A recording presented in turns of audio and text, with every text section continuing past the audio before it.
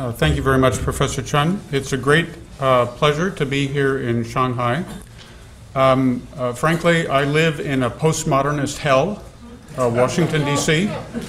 It's a hell where competing narratives trump objective facts, where deconstruction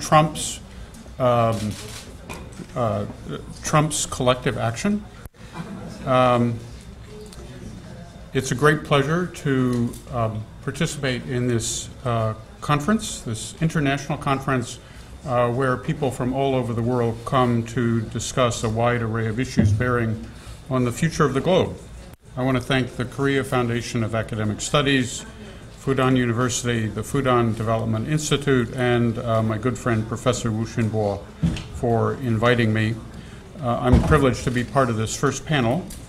To resonate a little bit with Professor Dwara's presentation, I will note that my late father was a missionary in East Asia for a good bit of his career, so he did his bit for American cultural imperialism.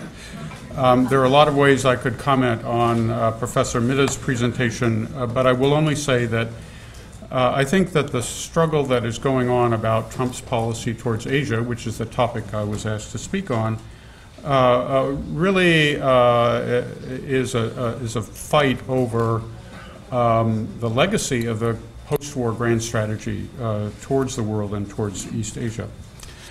I think that the Trump administration is possibly one of the strangest administrations in modern American history. In some respects, it's too early to say what its policy towards Asia will be, much less the implications of that policy. I think I'd probably be justified in just saying it's too early to say, and then go sit down. But Wu Xinbo wouldn't be very happy with me, so I will do the best I can.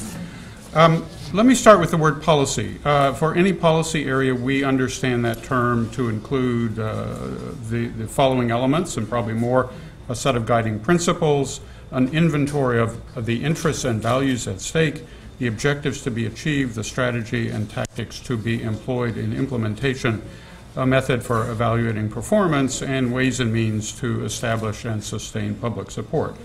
Moreover, the term implies that these elements will be integrated in a logical and coherent whole. To be sure, no administration, American or otherwise, is successful in formulating such policies for all issues, much less implementing them well, but that is what is attempted. Donald Trump's approach to external policy during the presidential campaign was quite different. He expressed impulses and attitudes without coherence. He fired off promises of what he would achieve, such as quickly withdrawing from TPP, but he had no discussion of context, consequences, or the difficulties of implementation. He disdained truth and expert knowledge. He raised expectations and fostered fears, and seemed to enjoy doing so. But there was a worldview that underlay President Trump's campaign tweets and taunts. My colleague Thomas Wright has studied his views going back 3 decades and concluded that Trump was both a mercantilist and an isolationist. In contrast, most of our post-World War II presidents have believed in free trade and an active American role in world affairs. I have a discussion about how Trump is really part of the Jacksonian tradition, but I'm going to skip that for purposes of time. The main point about Jackson is that he believed in that elites were bad and that elites had to be challenged and destroyed. Now, another general element of general context is the policy process so far under President Trump. Most likely you know the process that was created after World War II to ensure that any foreign policy or national security issue would bring together the relevant agencies who need to have a say on the formulation and implementation of policy based on their experience, knowledge, and responsibilities. At each level of our process, there are mechanisms designed to force an interaction between different agencies. The process doesn't always work as planned. It's clear what should happen. In general, a good process doesn't necessarily guarantee good policy outcomes, but a bad process almost guarantees bad outcomes. A good process doesn't guarantee good outcomes. A bad process guarantees that they will be bad. Now, another reason for creating this institutionalized process was to constrain independent action by the president. And Franklin Roosevelt, during his time in office, dominated a very chaotic policy process, and national security leaders did not wish to continue that process.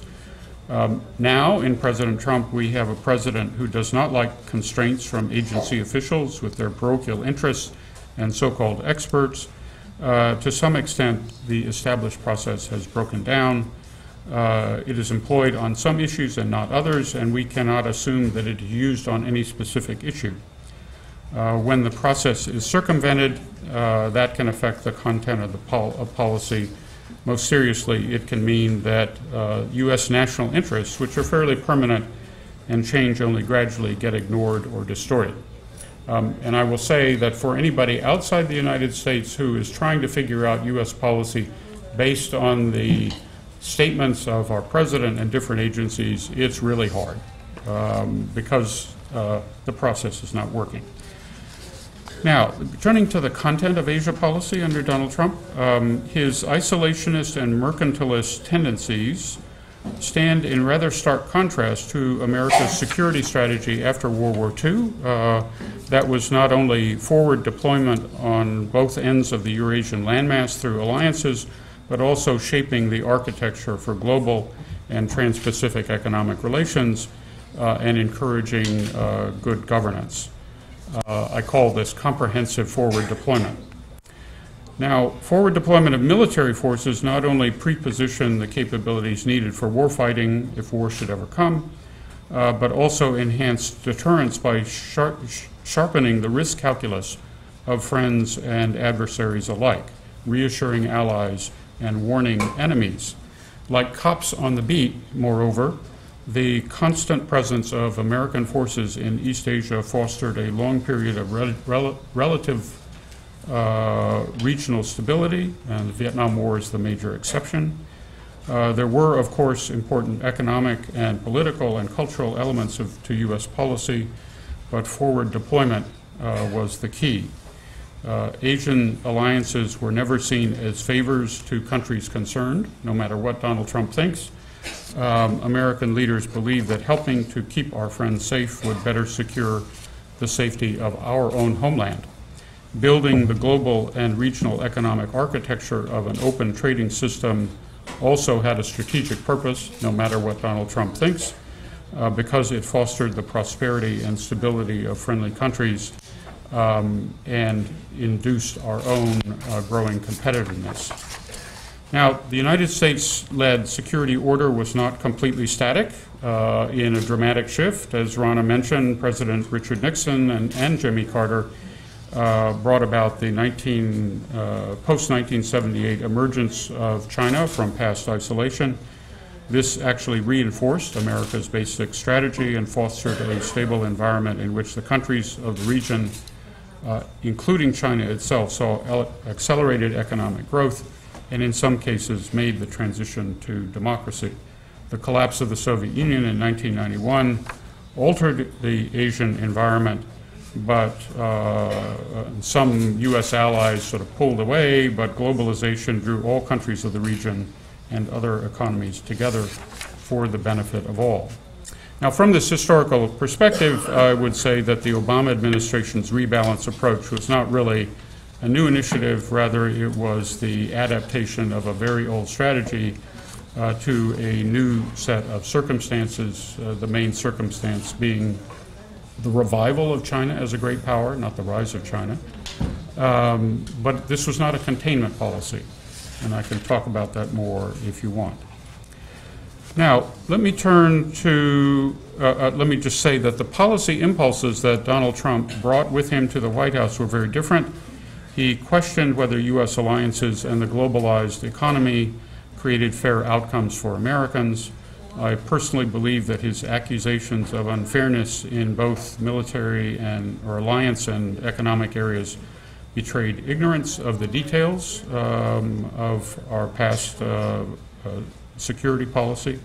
Trump's approach to North Korea ignored the limits of Chinese leverage on Pyongyang and the negative consequences of unilateral U.S. military action.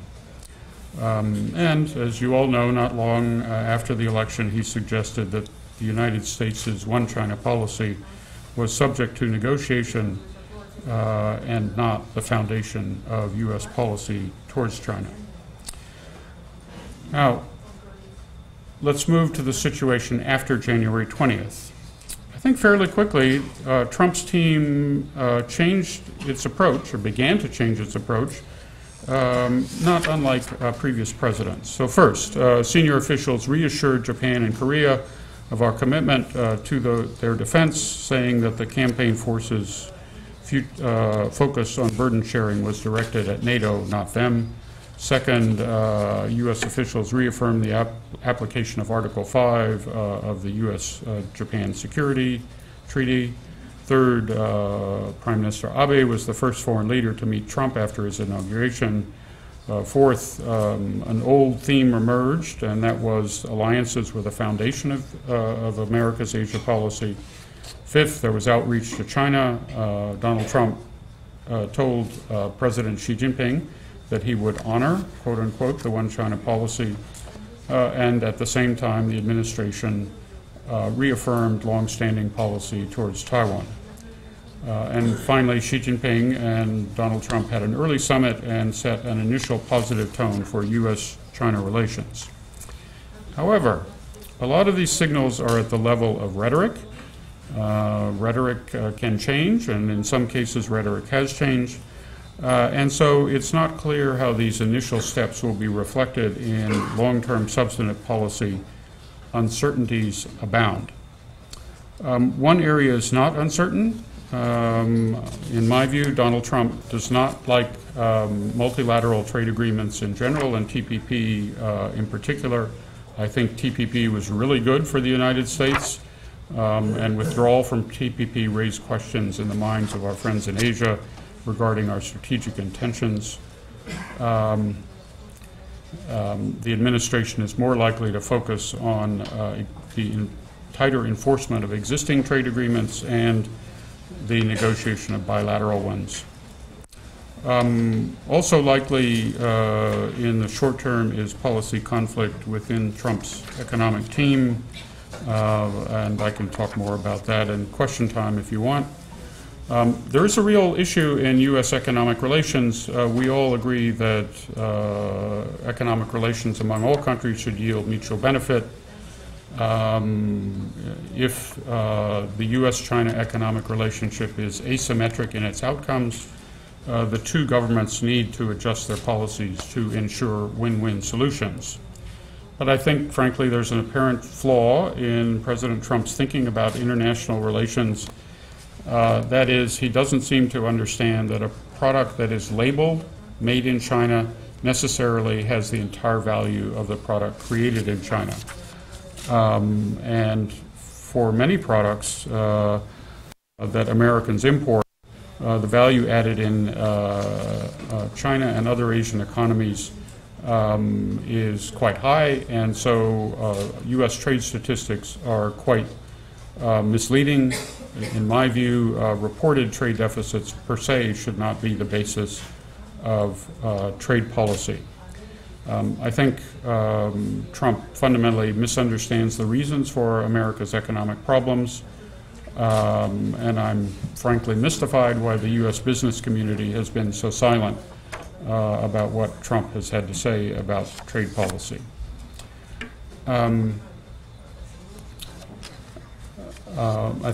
President Trump's ignorance of global economics does not mean that U.S.-China economic relations are asymmetric in their benefits.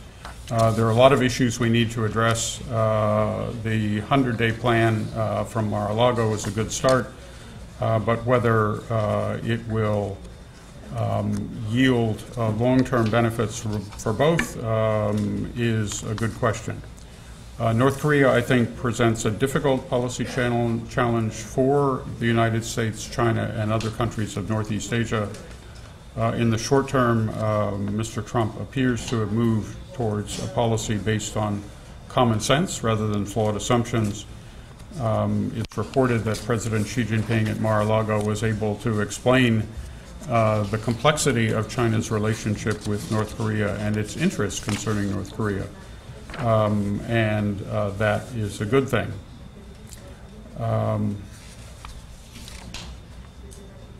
I'm going to skip over that part. On North Korea, we should not ignore that the trend of Pyongyang's policy is dangerous. Once the DPRK is able to hit the continental United States with nuclear weapons, it will destabilize the status quo in this region. Washington will have to retailor its deterrence warnings to Pyongyang and strengthen its extended deterrence assurances to Seoul and Tokyo. All actors, including China, will have to address the possibility, or perhaps the likelihood, that Pyongyang will become more reckless below the strategic level. I think that the initial high alarm that U.S. officials expressed towards North Korea and some of the specific steps we took were an overreaction. I think that as things are calming down, we will be more restrained, but the fundamental problem of North Korea's intentions and the determined way it is pursuing those intentions, despite the willingness of all to have negotiations on the future of its nuclear program, is a fundamental reality. And we could be talking about a long-term policy of containment towards North Korea. Now, I could talk about other points of friction in the U.S.-China bilateral relationship, but I'm running out of time. I invite you to ask me about those later. My two basic conclusions up to this point are as follows. First, in the Trump administration, the process of policy formulation and implementation is as important as the content of policy. In some cases, process will induce good policy, in others it will not. The tension between the institutionalized agencies of our government and their approach to policy and President Trump's tendencies sometimes to speak his mind will continue. Second, Trump's Asia policy appears to be moving back to the norm of previous administrations. That norm is comprehensive forward deployment. The United States has been an active player in the East Asian region, militarily, economically, politically, and in other ways. We've done so in our own interests, but also because we believe that our presence has provided security and stability for the nations of the region, and including China. The U.S. goal is not to contain China, but to shape its direction in ways that will contribute to regional peace and stability. I cannot guarantee that we will be as successful in the future as we were in the past. The Trump campaign suggested that we would move in a destabilizing direction, and we will see whether the return to the norm continues. I do wish to develop one final and much broader theme, one that has nothing to do with Asia directly, but could have profound implications for Asia. Now, in my view, comprehensive forward deployment by the United States was possible because America came out of World War II with strong pillars of national power that sustained for at least 2 decades. And most of these strong pillars were domestic. They were a result of the wartime buildup, but they were also the result of half a century of technological change and political reform. Now, what are those pillars? I would say a productive and strong economy, which in turn is sustained by responsible and fair fiscal and monetary policy, a capable civil service to regulate those parts of the capitalist economy that need regulating, an educational system that produces the human capital appropriate to each stage of economic growth, which is a type of public good. State-funded infrastructure building and maintenance, another type of public good. State support for science, technology creation and engineering capability, yet another type of public good. State support for responsible social welfare measures like healthcare and old age pensions, a strong, balanced, and independent rule of law, institutions to control the relationship between money and politics, and a strong military that has the ability to deter war and to fight wars when deterrence fails, but policy restraint about when we intervene. Now, it's my belief that the United States has allowed many of the pillars of our national power to atrophy over the last 3 or 4 decades. The main exception has been the military pillar, but even that has serious weaknesses. There are many reasons for this atrophy, but the principal one, in my humble and perhaps partisan view, is that conservative forces in America have waged a sustained battle against a progressive tax system. For those conservative forces, reducing the tax bill of the wealthy has a higher priority than maintaining the pillars of national power. Those forces have captured much of our political system, in part by playing on the grievances of those sectors of our society who are left behind. So in a way, Donald Trump is a symptom of a much larger phenomenon. These tax reduction efforts and the power of conservative political forces have deliberately deprived the government of the resources it needs to ensure that they can fund the provision of public goods and sustain the pillars of national power. All of this raises the possibility, the tragic possibility to my mind, that the role of the United States in East Asia will decline, not because of a lack of resources, but because of a lack of will, or even worse, because of self-inflicted wounds. I really hope that I'm wrong in this assessment, because I think our role in East Asia has, over the long term and overall, been positive for this region. But I cannot dismiss the possibility that I'm right and that everybody else will have to adjust to it. Thank you very much.